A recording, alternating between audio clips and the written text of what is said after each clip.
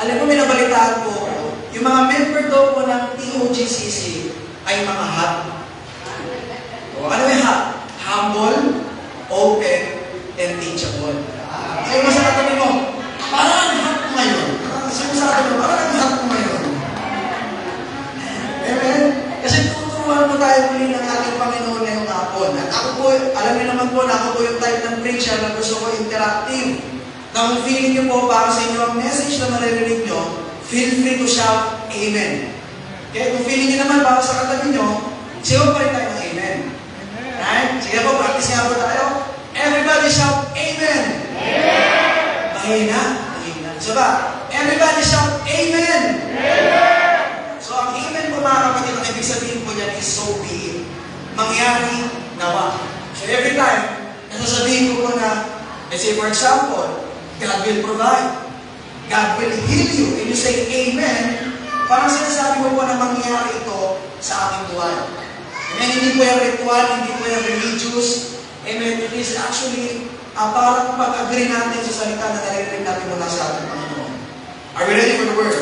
Amen. Sige, bago po tayo magsimula, tayo muna yung upuan manalangin. Panginoon, marami pong salamat sa napakagandang panahon po na ibinigay po sa amin. Na kami po muli ginising mo sa araw na ito. Lord, kami po naniniwala na hindi po aksidente na nandito po kami. There are hundreds and thousands of ways para kami umabsent, para kami hindi makagawi sa iyong gawain. Ngunit dinala niyo po kami dito, Panginoon, dahil meron ka pong layunin sa bawat isa sa amin. Lord, samahan niyo po ako as I preach your word. Hayaan niyo po ako ng mensahe na lalabas sa aking bibig ay maging praktikal at napakipakinabang sa buhay ng bawat isa. Marami pong salamat, Panginoon, na sa inyo po namin pinagkakatiwala ang lahat. We give you glory, honor, and praise. In Jesus' name is we pray. Amen. Amen. Hallelujah. Sa ito, Panginoon na ating Panginoon. Praise God. Pakapagbukas po tayo sa ating text sa Luke chapter 18, verse 9 to 14. Lucas 18, verse 9 to 14. Kinuha ko po yan sa NIV translation. Sabi ko dyan, verse 9, to some who were confident of their own righteousness and looked down on everyone else, Jesus told this parable. Verse 10, two men went up to the temple to pray, one a Pharisee and the other a tax collector. Verse 11, the Pharisee stood by himself and prayed, God, I thank you that I am not like other people. Robbers, evildoers, adulterers, or even like this tax collector. Verse 12, I fast twice a week and give a tenth of all I get. Verse 13, but the tax collector stood at a distance. He would not even look up to heaven, but beat his breast, his chest, and said, God, have mercy on me. I am a sinner. And verse 14, I tell you, sabi ni Jesus, that this man, rather than the other, went home justified before God. For all those who exalt themselves will be humbled, and those who humble themselves will be exalted. Now let's jump into Galatians chapter 5, verse 22 to 23. Ang sabi po dyan, but the Holy Spirit produces this kind of fruit in our lives. Love, joy, peace, patience, kindness, goodness, faithfulness, gentleness, and self-control. There is no law against these things. Purihin po ang salita ng Panginoon. Ang title po ng message natin today ay pinamagatan ko po, nasabi ni Sister kanina, aesthetic or authentic. Sabihin nyo nga po, aesthetic or authentic. Amen. Alam po mga kapatid, ako po naniniwala na kapag ang Diyos daw po ay naranasan ng isang tao, kapag ang Diyos daw po ay na-encounter ng isang tao, imposible wala magiging ebidensya ito sa kanyang buhay. Hindi mo pwede i-claim na Christian ka, na nararanasan mo ang ating Panginoon, na na-encounter mo ang Diyos, pero walang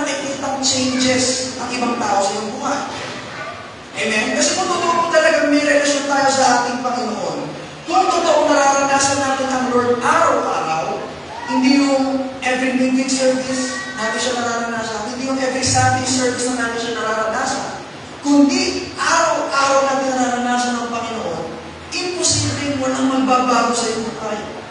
Amen? Kasi kapag naranasan natin sa Kristiyano ang banal na Espiritu, kapag ang isang Kristiyano daw po ay napuspos ng banal na Espiritu, ang kanyang faith tumataas. Ang kanyang faith lumalakas. At hindi mo matatago ito. Amen?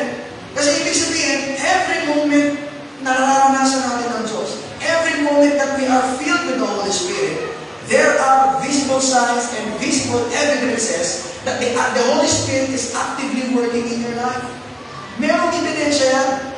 At ang ebidensya na yung mga kapatid ay lalabas sa pananalita mo, sa mga desisyon mo, paano ka mag-isip, paano ka manood, at paraan ng pagtrato natin sa ibang tao. Sa Bible, mga kapatid, ang tawag po dyan ay fruit. Everybody say fruit. Fruit. Or bunga. Ano mo sabi na John chapter 15 verse 5? Ang sabi dyan, I am the vine and you are the branches. Si Jesus po ang nagsalita dito. If you remain in me and I in you, you will bear much fruit. So kapag pala isang Kristyano daw pala ay attached sa vine, attached sa ating Panginoon, kung tayo daw po pala ay babad sa presensya ng ating Panginoon, kung tayo daw po pala ay rooted sa salita ng ating Diyos, amen, tayo daw po ay dapat mamunga. At ang sabi niya sa verse, tayo ay mamumunga ng masagana. We will bear much fruit. Now, maybe some of you are asking, Pastor, ano ba yung fruit na yan? Ano ba yung bunga niya? Ano ba yung mga mangga ba yan? Mga sipul ba yan? Mga saging ba yan? Bungo ba yan? Right? Pero ang fruit na yan, mga kapatid, ay makikita po natin sa binasa natin kanina. Sa Galatians chapter 15, verse 22 to 23. Kasi ang sabi po dyan, mga kapatid, but the Holy Spirit produces this kind of fruit in our life. So ito daw po yung mga fruit ng Holy Spirit, yung evidences ng Holy Spirit na pumuspos sa atin. Ano-ano daw po yun? Everybody read please. Love, joy, peace, patience, kindness, goodness, faithfulness, gentleness, and self-control. Now, sabihin mo ako sa katabi mo, nakailan ka sa Siyam? Nakailan ka sa Siyam? Di ba mga kapatid? Kasi Siyam po, no? Pero kung mapapansin nyo, ang sabi po dito, fruit. Kasi kung Siyam siya, kung 9 siya, dapat fruits. Right? Dapat plural. Pero bakit ang gamit? Singular. You know why, mga kapatid? Ask me why. Kasi ito, mga kapatid, mga fruit daw po nito. Yung love, peace, joy, patience, gentleness, goodness, kindness, faithfulness, and self-control, they operate as one. Yung parang fruit salad, di ba? Hindi individually, but collectively.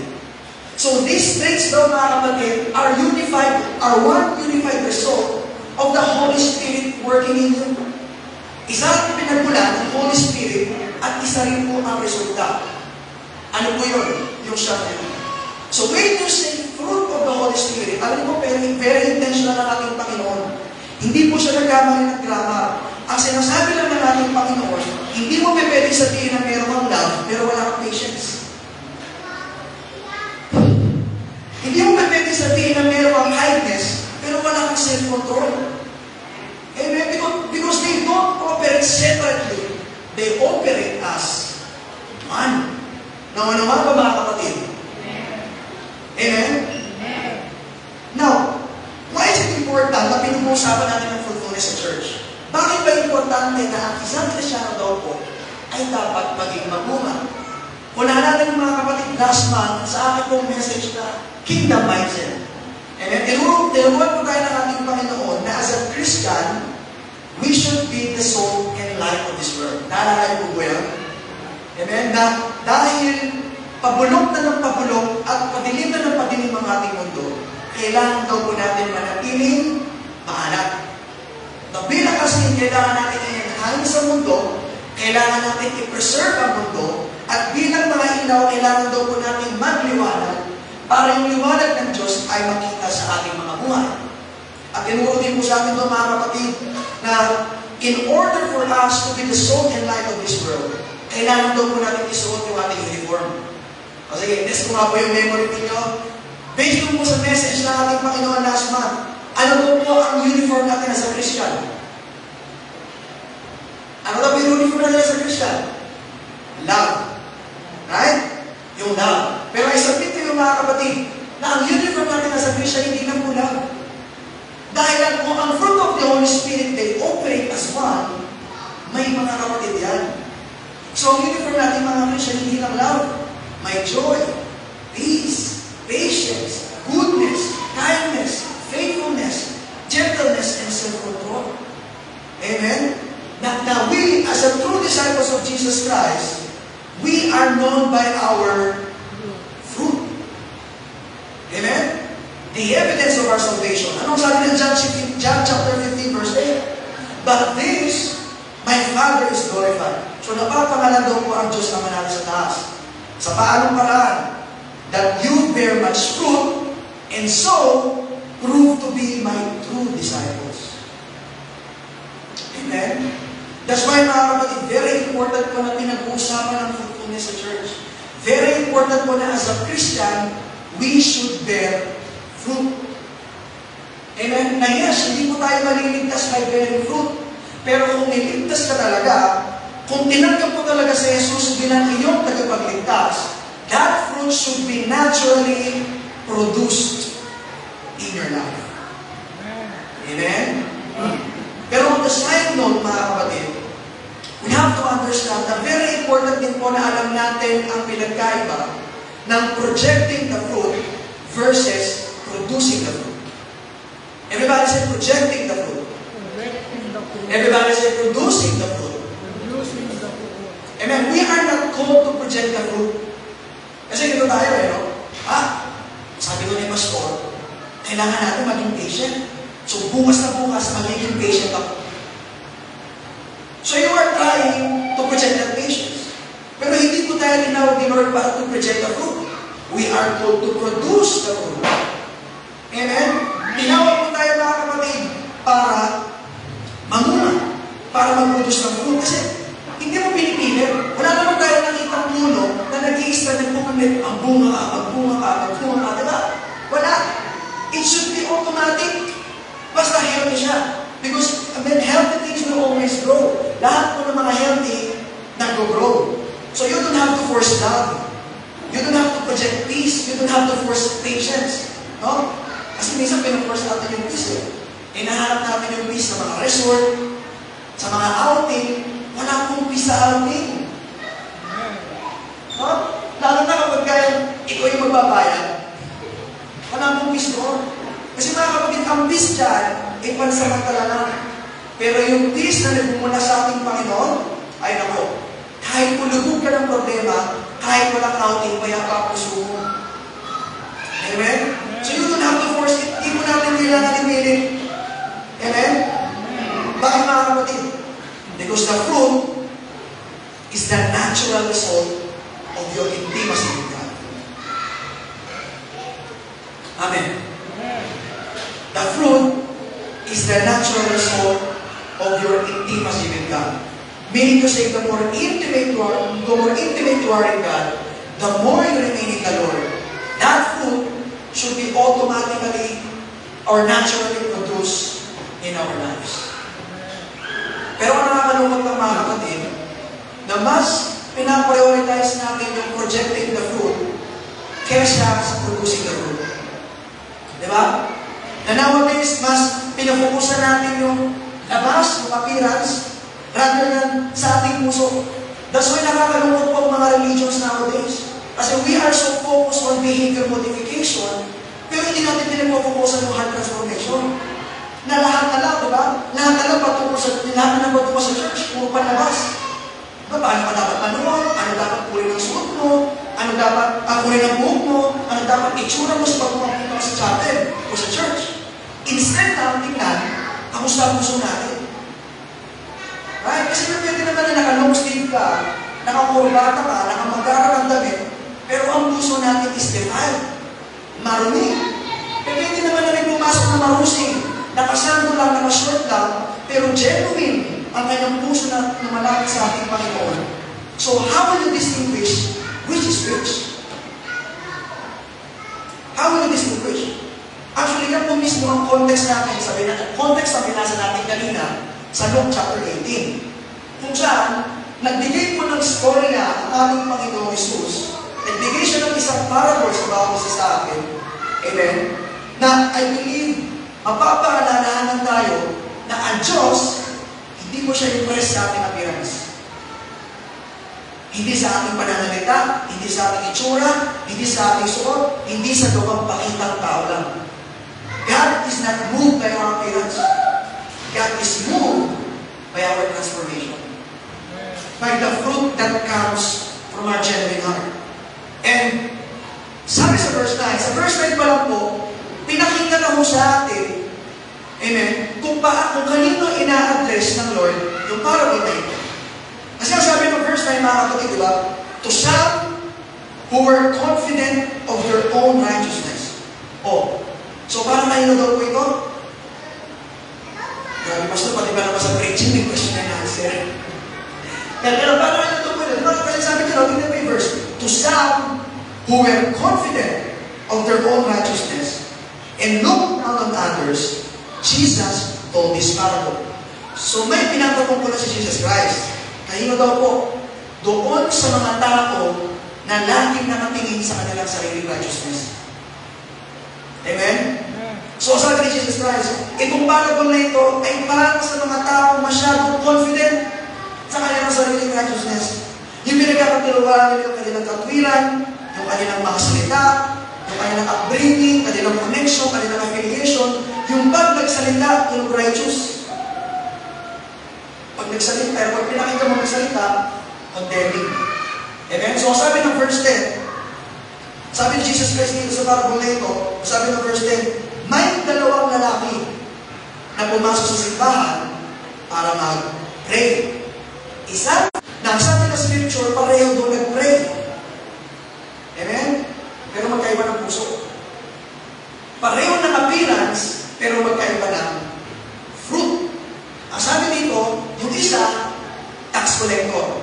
Now, ibig sabihin, nasabi ng scripture, meron itong pumasok sa church, taga-BIR. Meron ko ba taga-BIR dito? Siguro, ay, naka-live pala tayo. Alam niyo, mga taga-BIR na yun, mababait yan. Mababait yan. Mga tapat na po yan. Masyado kayo judgmental. Pero noong unang panahon, ang mga tax collector, kaya kung madalas gamitin ni Jesus Christ bilang illustration, bilang the lowest of the lowest. Ang mga tax collector po kasi kilala yan bilang mga traidor. Mga traidor. Kasi kapag dahil sakop sila ng mga Romano, ang taas mag-tax ng mga taga-Romans. Hirap na hirap yung mga buhay ng mga Jewish people kasi napakataas ang taxation. And to make matters worse, ang naniningil ng tax, kababayan pa nila. Nagtatrabaho sila sa kanilang mga kaaway, sila ang naniningil ng mga tax at pinapatungan pa nila. Minsan, mas doble pa. So, tingin nila dito mga traidor kayo. Nagtatrabaho na kayo sa ating mga kaaway, pinagsasamantalahan niyo pa yung sarili ng kababayan. Ganun ba yung mga tax collector? So, sabi ng Lord, na isang traidor, tax collector, na pumasok sa simbahan para mag-pray. At yung isa, ano daw po yung isa? On the other hand, meron isang Pharisee. So, sino naman yung mga Pharisee? Nako, matitindi ito. Itong mga Pharisee, mga prominente yan, mga elite yan, mga cream of the crop. Sila yung mga tinitingala ng mga religious groups. Kumbaga, sa pananampalataya, sila yung mga role model. Yung suot pa lang, tindig pa lang, pananalita pa lang, ay grabe. Amen? Talagang matitindi po talaga ang mga to. Di ba naalala niyo yung Passion of the Christ? Hindi mo nakanood ang Passion of the Christ. Di ba naman yung mga Pharisee, yung nangahaba ng mga suot sa ulo, mga sombrero? Kasi mas mahaba doon ko, mas malam eh. Right? So, ang sabi dito, highly influential sila, role model ang lahat, at magaling sa pagsunod ng they are deeply committed to obey the 613 laws of Moses. At pag sinabing obedience, grabe, strict obedience yan. Na kapag sinabing Sabbath day, hindi ko talaga kumikilos yan, hindi tumatayo yan. Because they want to observe rest. Pero both of them, the tax collector and the Pharisee, they pray. Now, hindi naman lahat ng Pharisee masasama. Amen? Hindi naman lahat ng Pharisee. May mga Pharisee na mga sincere. Pero karamihan po sa kanila, self-righteous. Karamihan sa kanila, legalistic. Karamihan, hypocritical. Amen? So, ang sabi ng scripture, pareho silang nanalangin. Pero dinefine muna sa atin ang panalangin ng Pharisee. Okay? Fasten your seatbelt. Ano ang sabi ng Pharisee sa verse 11? Ang sabi ng verse 11, God, I thank you. Tingnan niyo ba yung prayer ng Pharisee, ha? Lord, salamat po na hindi po ako katulad ng ibang tao. Wow! Sabi mo sa katabi mo, sana all. Ang sarap ng ganung prayer, no? Lord, ang dudumi po nila. Lord, salamat, di mo po ginawa mga ng ibang katulad ng ibang tao. May kilala mo ba kayo ganyan? Ako naniniwala, wala sa throne of grace ng ganyan, no? Wala ba dito? Ngayon, sasabihin niya, Lord, salamat, napaka-mature ko, napaka-immature ng mga kasama ko sa church. Diba?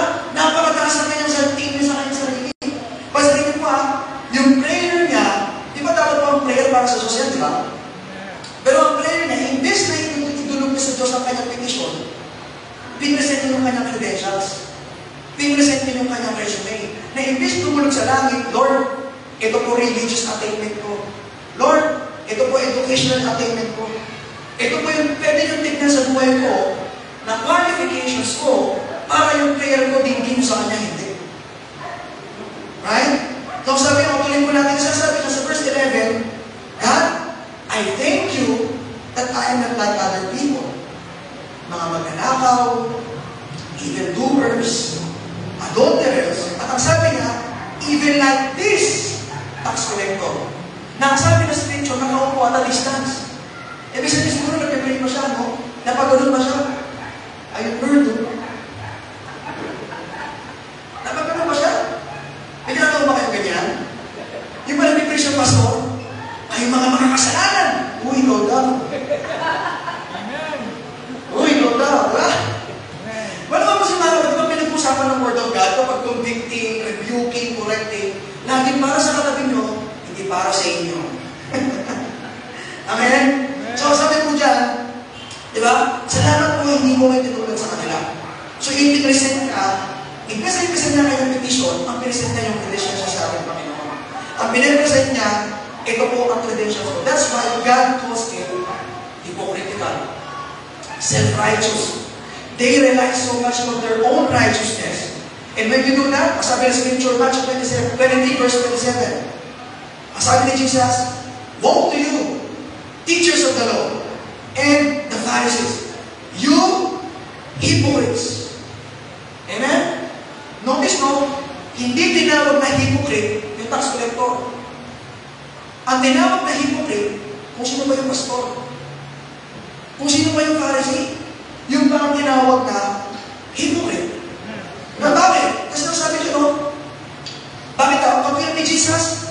You are like whitewashed tombs, which looks beautiful on the outside, but on the inside, everybody, you are full of the bones of the dead, and everything is unclean. Ang sabi ng Panginoon sa kanila, sumpayin kayo mga teachers of the law, mga Pharisees, mga hipokrito kayo. Bakit daw? Kasi para daw sila mga whitewashed tomb. Ang ibig sabihin niya, yung mga nicho na pagkalinis-linis, ang ganda ng pintura, shiny, glossy, pero sa loob, buto. Sa loob, patay. Sa loob, marumi. Amen? So sabi siya, ibig sabihin, ang ganda ng fasad nyo. Ang ganda ng appearance nyo. Ang ganda ng forma nyo. Pero sabi ng scripture, but on the inside, they are full of the bones of the dead, and everything is unclean. Now, I find it fascinating kasi, nowadays, ewan ko kung napansin nyo, nowadays, madalas natin gamitin yung hypocrite ka. Hypocrite ka. Di ba? But do we really know what it means to be a hypocrite?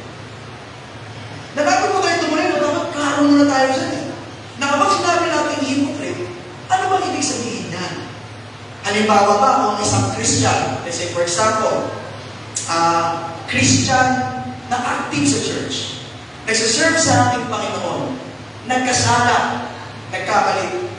Ibig sabihin ba, hypocrite na ba siya noon? Kasi may natin sinasabi no? Pasing-pasing ka ba? Lasinggero ka rin naman pala. Napaka-hypocrite mo. Di ba kaya natin madalas i-relate yan Right? Now, when a Christian makes mistake, when a Christian makes sin, ang tawag po natin dyan, hypocrisy. Pero ay sabihin ko yung mga kapatid, when a Christian makes mistakes, hindi mo yung hypocrisy. That is humanity. Tao ka lang magkakasala ka. Amen? Na lahat po tayo magkakasala at magkakamali sa harapan ng ating Panginoon. Pero it doesn't make us a hypocrite. It makes you a human, nagkakamali ka, but it doesn't mean you are a hypocrite. Hindi po ibig sabihin na struggling ang Christian, hypocrite na po siya. Because all of us will fall short of God's standard. Lahat po tayo magkakamali at magkakasala sa harapan ng ating Panginoon. Hindi naman po siguro lang, lalo po siguro ito mga akas na magsasabi, na hindi siya nagkakasala at perfecto siya. Even po yung nagsasalita sa harap niyo, mas mataas na po yung tinutungtungan ko, pero hindi rin po ako perfect. Amen? Lahat po tayo ay magkakasala sa harapan ng ating Panginoon. But it doesn't make you a hypocrite. So what is a hypocrite? Pag sinabing hypocrite, ano ibig sabihin natin dyan? Right? So sa mga nag-take notes po, hindi na po kailangan na to. Kasi madali lang po maalala. Amen? One word lang po ang definition ng hypocrite. Ang ibig sabihin ng hypocrite? Artista. Yan. Artista. Kasi pag kinugat niyo po ang Greek word niyan, isa lang po ibig sabihin niyan, actor. They are pretending to be somebody that they are not. In fact, nung una kong panahon, wala namang negative connotation or meaning ang hypocrite. Ang ibig sabihin lang yan, brother, sana nagtatrabaho. Nagtatrabaho sa mga pelikula. Hypocrite ka pala. Ganun din noon Ibig sabihin lang talaga ng hypocrite, artista ka pala. Ay? Pag tinanong yung kapatid mo, sabi mo sa kanya, artistahin ka. So ganun po ang ibig sabihin nun. Bakit? Kasi mga kapatid yung artista, dahil artista, pag nag-make-up na yan, pag nag-costume na yan, di ba pag nagsalita na yan, yung character, nilulubugin kanya sa sarili doon, di ba? Nag-i-internalize yan. Bago sabihin ng director, action! Ibang character na siya. Right? They are pretending to be somebody that they are not. And that's what we call hypocrisy. Kaya galit na galit sa mga Pharisee. Kasi nagpe-pretend sila na sila ay white costume, pero on the inside, wala silang intimacy. May religious worship sila, pero wala silang intimacy sa ating Panginoon. Lahat ng worship nila external. Pero ang puso nila sa ating Panginoon, malayo. Amen? Sa social media generation po natin ngayon, ang tawag po dyan, Instagram Christianity. Yan. Everybody say Instagram Christianity. Ano po ang Instagram Christianity? Okay. Ito po yung magandang post, magandang description, magandang caption, pero walang intimacy. Alam mo, mag-delete naman yung post sa Facebook o sa Instagram, napakalapit niya kay Lord, Grabe, sabi niya yung verse. Tapos may background music pa yan. Thank you. Ay? Pero ang question, may natutunan pa talaga. May nagbunga pa talaga noon. Kasi diba sabi ng scripture, you will be known by our fruit. Hindi sinabi ng Bible na you will be known by your post. Hindi mo masisukat ang isang pagka-Christian ng isang tao na dahil na sa mga pinupost ng Bible verse. Anybody can do that right now. Ay, hindi na pwede yung beautifully wrapped on the outside, but broken on the inside. Hindi mo porket malinis at makinis ang sasakyan, ay dadalhin ka na dito sa iyong destination. Pwede makinis ang sasakyan, pero walang engine yun. Pwede makinis ang sasakyan, pero flat yun. Amen? You can look righteous, but don't bear fruit. Amen? You can look righteous, but don't bear fruit. You can experience God's miracle. Kasi pwede pinagaling ka ng Lord, pero yung yapak, di naman nawala.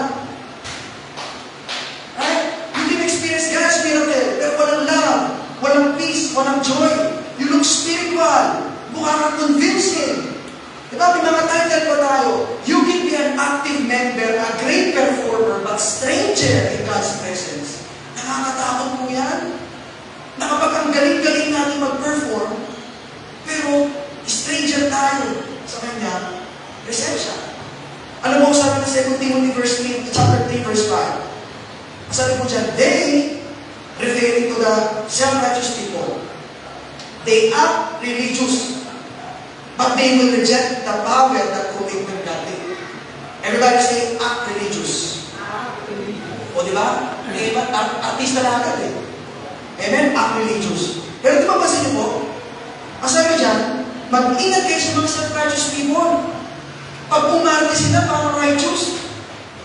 Amen? Pero nire-reject nila yung kapangyarihan na kapagbabago talaga.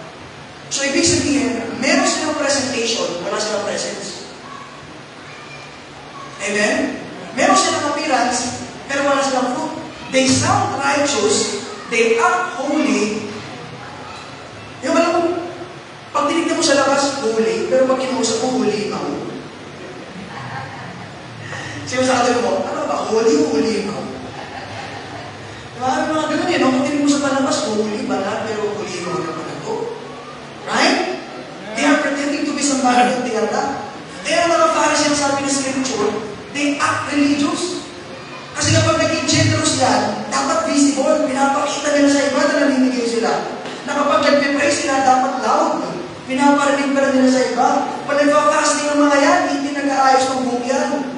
Amen? Pinapaalam nila na nagpa-fasting sila. Right? Ganun po ang mga Pharisees.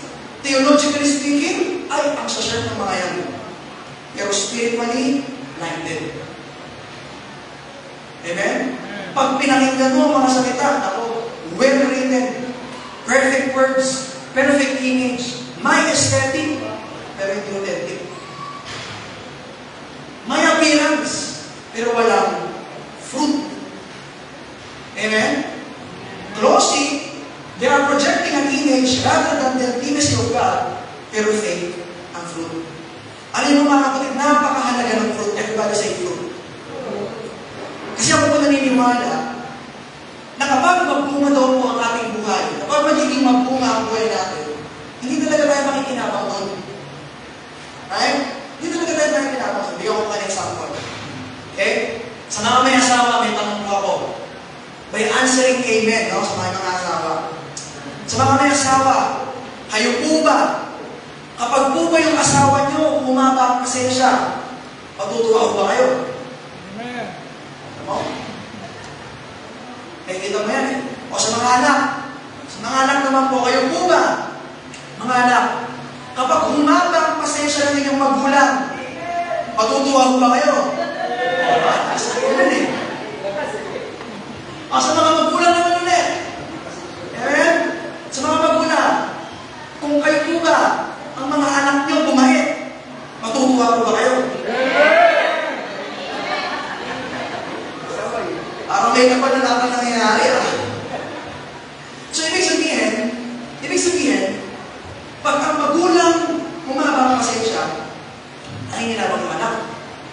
Pag ang anak bumait, nanginginabang yung magulang. So, parehas ng hinabang dahil dun sa fruit na lumabas. Right?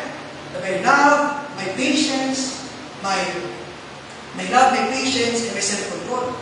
So, ibig sabihin, hindi talaga ito nanginginabang na pag mayroong bunga. Yung ibang tao. Right? Kasi nakakita ko ba kayo ng ilog na uminom ng sarili niyang tubig? Nakakita ko ba kayo ng puno na kumain ng sarili niyang bunga? Magutom ako. Nakakita ko ba kayo gano'n? Wala. Kasi lahat ng pinuputos nila para sa iba. Yung tubig mo ng ilog, para sa tao yun. Yung bunga ng puno, para sa tao yun. Para sa ayaw yun. Amen? So para sa iba, ang pinoproject natin mga bunga. So gano'n din po tayo. Yung pinoproduce mo fruit, hindi yung para sa'yo. Para yun sa mga taong nakapaligid sa iyo. Amen? Kaya laruan mo natin ang ating mga. Pero may problema. Ayan na, may problema. Ang problema, nakita nila may fruit. May appearance. Right? Kinaya nila, last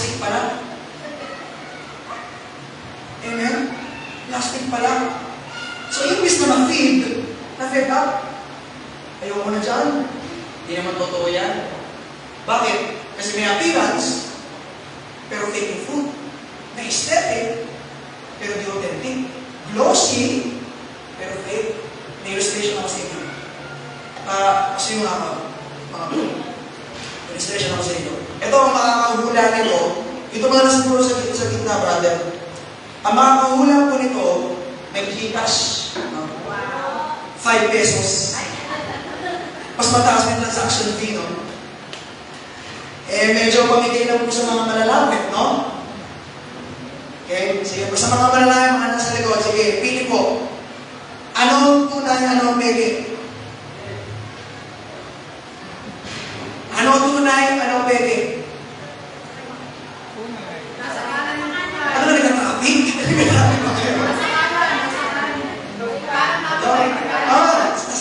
Nasa sa kaliwa. Right? So, ang daling i-ispa yung kung anong peke ng tunay. Pero meron mo ba kayo sa bahay ninyo, tapos nakain mo, yung akala mo select, dapat bukas mo tilapia pala. So, di ba, mas mukha ba tunay ko? Mas mukha ba fake? Pero glossy. Pero di siya edible. Kung ang fruit para sa ibang tao, pag nakita ng ibang tao ang fruit mo, uy, makita ba? Religious, ang galing magsalita, parang ang lapit-lapit kay Lord. May joy. Faith. At dahil faith, hindi mo makakaya ng faith. Right? Kasi parehas, glossy. But the fruit is really meant for others to benefit from. So dahil ikaw tunay, beneficial ka. Amen? So natutuwa ang mga magulang mo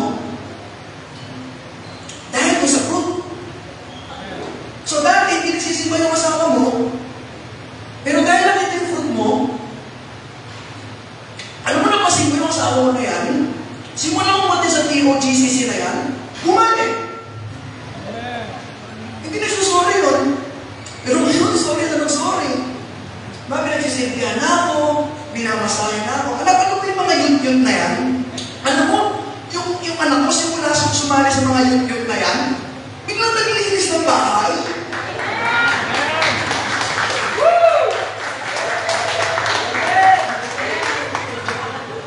So, sino na una ba? Ang ibang tao. Right? E pag-peke. Walang makikinabang, masusuka ang mga tao. Because we are pretending na isang bagay hindi naman talaga tayo. So church, mga kapatid, God wants to remind each and every one of us that we are not called to pretend to be somebody that we are not. We are called to produce real fruits that will last. Amen? Hallelujah. Palapa ako natin ang ating Panginoon. No? So, di ba rin kasi minsan tayo, no? Ginadjust kasi agad natin, no? Di ba rin kasi hindi kasi tintak nito? Kasi ito glossy, no? Makita. Mas mukha pa nga totoo kaysa dito, no? Right? Pero minsan kasi ginadjust natin. Kaya minsan, karamihan sa atin ayaw ng fruit. Ang fruit daw po kasi mabagal. Diba? May process yan eh. Wala naman tayo nakitang puno na pagkatubo, may bunga na agad. Mamumulaklak pa yan. May season nga yan eh. Right? Pero minsan, ayaw natin ng fruit kasi mabagal. Pero kung nag-grow, halimbawa, mangga. Okay, mangga. Ang mangga, pag tumubo, pag kinain mo agad ng hilaw, maasim. Right? Pero pag kinain mo mag-grow, matamis. And isumin mo talaga. Sasabihin ng ibang tao sa'yo, asa ng fruit mo. Tinikman ba? Maasim pa. Bakit? Asa mag-process pa? Yung patience mo, ganito pa, right? Pero hindi porket maasim, walang ginagawa si Lord. Amen? Hindi porket maasim, walang ginagawa si Lord. Kasi ang fruit mo, hindi mo yung ini-stage. Ang fruit dapat nag-grow. It should mature. Tulad ng saging. Ang saging pag ilaw, makaplat, magkahit. Right? Pero pag hinintay mo, tumatamis. Ang pinya, ang pineapple, acidic sa una yan, di ba? Pero eventually, tumatamis. So as a Christian, people will say to you, asan ang fruit mo? Right? Masabihin nila, ang asin pa. Mukhang di nga talaga working. Kasi ang asin ko pa, ang pait ko pa. Pero eventually, that fruit will grow.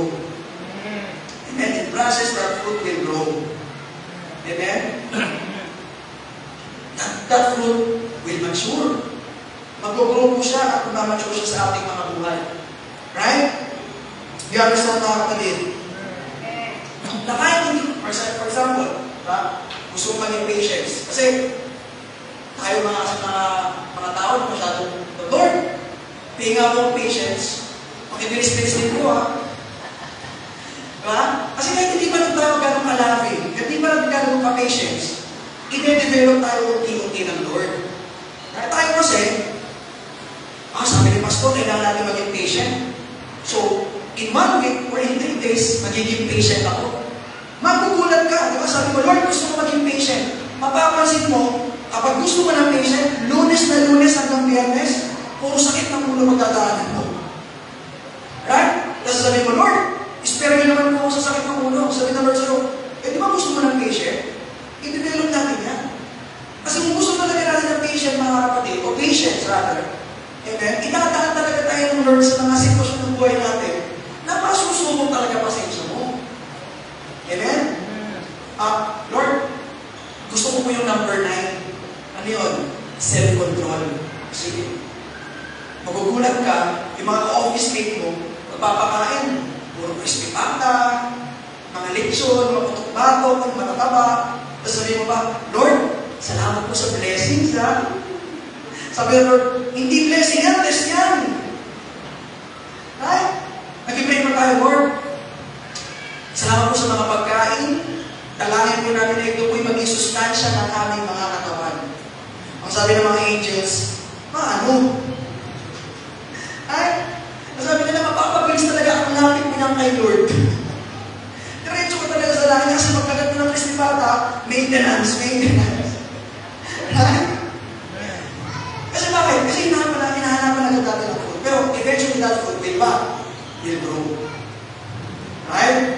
So, maasin ka pa ngayon, mapaklat ka pa ngayon, pero sabihin mo sa katabi mo, mawawala din ang asin mo.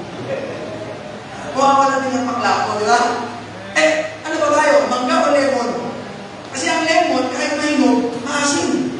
Huwag tayong lemon. Dapat tayo mangga. Tanong mo sa katabi mo, mangga ka ba o lemon? Ang tagal mo na kasi, maasin ka pa Palakpakan natin ating Panginoon. Hallelujah. Kasi na po tayo, salamat. Amen? So tuloy tayo. So nag-pray ang Pharisee. Ang sabi ng Pharisee, thank you. Sabi ng Pharisee, Lord, huwag niyo po ako itulad sa mga ibang tao. Ay dahil ano ba ang credentials niya? Verse 12. Ang sabi ng verse 12, pag nag-fasting ako, twice a week.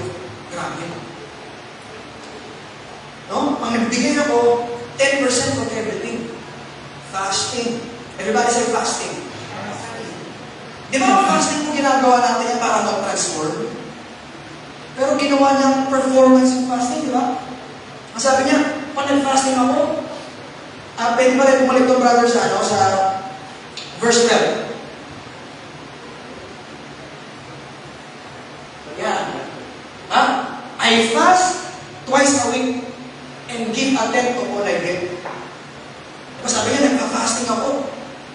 2 beses sa isang linggo. Diba ginawa niyang performance of fasting? And unfortunately, many of us, I'll end with this, many of us are earning God's love through performance, through appearance. Right? Na kinukuha natin ang pagmamahal ng Diyos, mas mamamagitan ng ating performance, ng ating appearance. And the more na nagpapakisa doon siguro, the more na nagpapakita ko ng ganito, the more na ginagawa ko to, the more na ganito yung tsura ko, kalulugan ako ng ating Panginoon. Pero I submit to you mga kapatid, amen, tingin po sa akin, and I want to look right wide. I don't know who is this for. But no sinner is beyond the reach of God's grace. Kahit Kahit ikaw pa ang pinakamasamang tao sa palagay mo, kaya kang baguhin ng aming Panginoon. Amen? Your story is not done with God yet. Mahirap kong itindihin na alam mo kung bakit. Kasi nabubuhay po tayo sa mga performance-based environment. Nabubuhay tayo sa mga performance-based society. Di ba? Kung nagsimula ka mag-aral, pag maganda performance mo, may stamp ka. Diba? Pag kinder tayo, may stamp ka. Nung elementary, nung high school, kapag ikaw ang pinaka-active sa room, may ribbon ka. Pag ikaw ang pinakamagaling, may honor ka. So pag tungtong natin ang college, pag nakakuha ka ng uno, or at least 1 to 1.25, dismissed ka. Right? Nung nagtrabaho po tayo, binabago yun. Pag maganda performance mo, salary increase. Pag maganda kilos mo, promotion. Kaya ang nangyayari, pagdating sa Christianity, pagdating sa religion, nagiging ganun pa rin tayo. Right? Ang pagalingan na lang tayo. Amen? Kasi sa trabaho, pag maganda performance mo, salary increase. Pag pangit performance mo, ligwak, terminated. Akala natin ganun ever din, no? Na pag hindi maganda performance natin, man, ligwak ka na. Pag hindi maganda performance natin, you're fired. Di kita na. Right? Nakikita na ba kayo mga kapatid? Ang isang tatay, tinuturuan niya maglakad ng kanyang anak. Kaya sige na, lakad, kinagaba. Ang sabi ng tatay, simula ngayon, hindi ka nagkalang. Tinatapuin na kita. Walang ganun. May walang ganun tatay. Ang mabuting tatay, tutulungan niya ang kanyang anak na makabangon. Amen? At kung ang biological tatay natin, ganun natin tingnan o nakikita, bakit hindi natin makita ganun ng ating Panginoon? Bakit po kailangan pa natin mag-pretend sa harap ng Panginoon? Amen, kapatid, kahit gaano pa tayo mabaho, kahit gaano pa tayo madumi, even at our lowest, God's grace is enough to lift us up and change us from within. And ang sabi ng scripture, your sins will be remembered no more. Amen? Hindi nagsinungaling ang ating Panginoon. Totoo po siya na sinabi niya na your sins will remember no more. Totoo siya sa kanyang sinabi na pinapatawad kanya. Ano nagsinungaling sa ating religion? Kaya sabi ni Jesus, diba, sa Matthew 11, verse 28, come to me, all of you who are tired of religion, and I will give you rest. Because many of us are tired of pretending to be somebody that we are not. Pagod na po tayo sa appearance. Master na natin ang pag-project. And then that we have it all together. Pero kapatid, we are not justified by our works. We are justified by God's grace. Amen? Ang tunay ng grace ng Panginoon, mga kapatid, hindi po yan 95% God, 5% you. It's all God. 100% God. Si God po ang gumawa ng lahat ng bagay na yun. Wala po tayong ginawa doon. Ang ginawa lang po natin, nanampalataya tayo sa ating Panginoon. And because of that, we are justified. Kaya kung minsan, hindi tayo manalo-nalo sa ating laman. Sometimes, kaya hindi tayo manalo-nalo sa flesh natin sometimes, is because nalabanan natin yung flesh. Hindi po tayo tinawag ng Panginoon to fight the flesh. We are told to surrender the flesh. Kasi mga kapatid, ang tunay na magbabago, nangyayari lang po pag marunong na sumuko kay Lord. Kapag alam mo kung sino ang Diyos mo, kapag aware ka sa presence niya, hindi ang utos, hindi sistema ng religion, kundi yung presensya ng Diyos. The presence of God will enable you to change automatically. Yung aware ka sa presensya ng ating Panginoon. Amen? Enable you to change. At yung change, inevitable. Yung change, hindi mo pinu-force. Yung change, hindi mo pinipilit. Hindi manipulated, hindi appearance. From the inside and out. Amen? Pasilin yung mga asawa niyo. Diba? Ang bibilis mag-drive, diba? Mga asawa niyo. Sasabihin ng asawa niya, magbagal ka naman. Kami ni Justin, ganito eh. Pag-aaral mo naman, pag-late ka. Pero pag sinabi mong pag-aaral mo naman, lalong bibilisan yan. Manidisgrasya tayo, lalong bibilis yan. Right? Because the strength of sin is in the Lord. The more na sasabihin natin magbagal, lalong bibilis. Kaya pag nakita natin, bawal magtapon ng basura dito, doon maraming basura. Bawal umihi dito, doon mapanghi. Because the strength of sin is in the law. Right? Pero kasama mo, sinasabi mo, bakit ka, magbibilis. Pero pag nakakita ng pulis, automatic, papagaan. Awareness of the presence of the authority enable him to change automatically. And the more you are aware of the presence of God in your life, let me tell you this, mga kapatid, hindi utos, hindi sinasabi ng ibang tao, hindi relihiyon, hindi sistema ng relihiyon, kundi ang presensya ng Diyos. The more you are intimate with our God, the more you remain in the Lord. Amen? Doon po magbabago ang change. And that change is inevitable. Ang fruit boy automatic, ang tunay na prutas, ang tunay na bunga, amen, hindi mo siya galing sa appearance. Galing siya sa ating remaining. Sa pag-remain natin sa Panginoon.